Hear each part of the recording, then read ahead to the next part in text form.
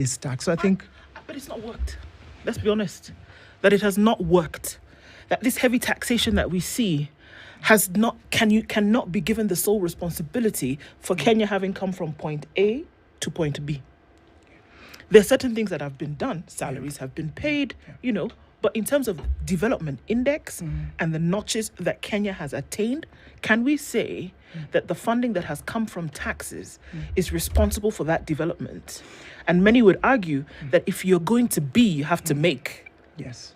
If you're going to develop, you must produce your own. Exactly. So it's not going to come from taxes. Yes. No, you raise a very valid point. First, just get this clear, even just for me as a career taxman. I think to be hitting a 3 trillion budget as a country, it's just staggering. It's to think where we were 10, 20 years ago. So that in itself is significant. And let's give credit where it's due. This is an economy that's been extremely resilient, and that on the back of businesses who clearly have to be the ones that generate commerce through which a tax administration then collects resources. So hats off to the working public. Hats off to all of us who make that effort every day to grow our economy, to trade, to export, whether it's goods or services. So clearly the people and what they do are the backbone of the fact that then a tax administration comes on the back of that, will collect revenue. But I want to say something else, and this question is so important.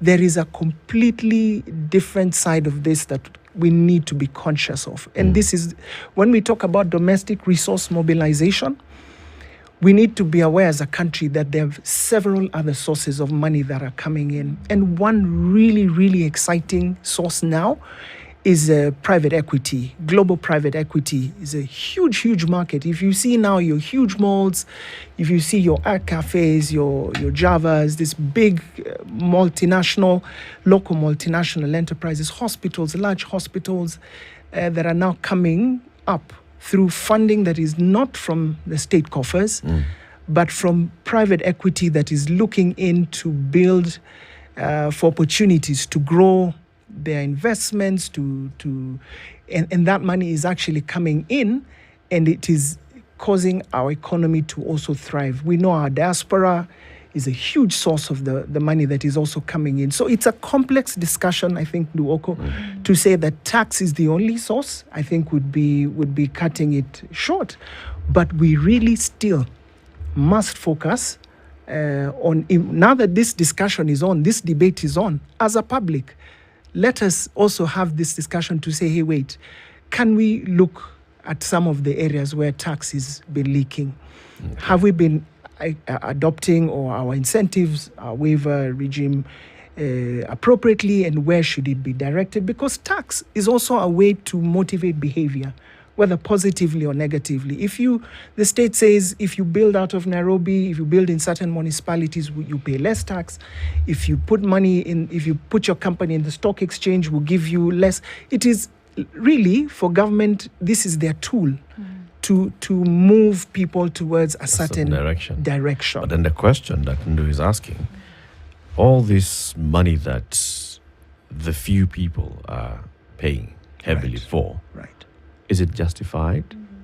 And can we say that this is the way to go? This is because the conversation now and all the signals are that the taxes that we're paying currently are going to be increased in one way or another. There's a new tax that's going to be introduced here and there, and not widening the tax base, but still targeting those that are informal sectors.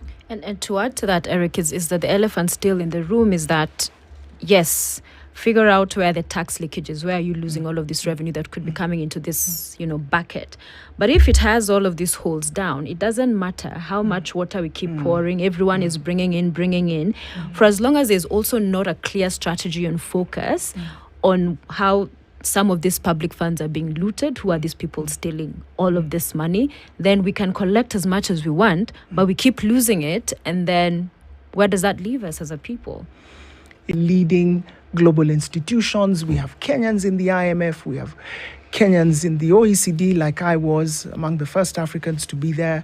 We have Kenyans in the UN, and there's a running joke out there that, do you have your Kenyan, in Geneva, and we have great intellectual capacity, which, if as a country we're going to say, please, we're going to put our leading minds to think through carefully our policy, our tax policy, so that it is one that meets the needs of a 21st century, a growing economy, an emerging economy that needs to create opportunities for vast population. Think about all the big four. You need housing, you need a manufacturing sector to grow. All these things, one has to, I think, put tax professionals in the discussion, leading the discussion around where we should go.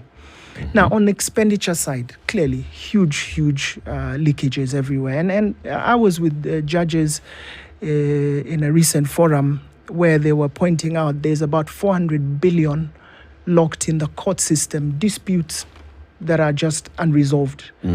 Now, is this something, that government says, look, we are creating a special court, we are creating a system for faster resolution of this dispute so that people determine what it is they can pay. And so we hear clearly some positive sounds to say, could taxpayers negotiate? But yes, we need to unlock all these disputes, because why? Even for companies or people who are doing business, they are not served by the fact that they have a dispute in their books for the last 10 years that goes unresolved. So we need to think carefully. Corruption, obviously, those are the issues perhaps that we may not address in this forum, but to say we need to look at where are some of those gaps. This is one glaring gap. If you have a way to unlock 400 billion, as you look at other ways of doing maybe privatizations and other things that would reduce or cause us to pay our debts and be able to do more public service, then we must think carefully about those leakages. I think we talked earlier, Eric, about on the international tax side, issues about treaties. So, let's explore some of this. Let's talk about that actually after we come back from the break. Are there people who are making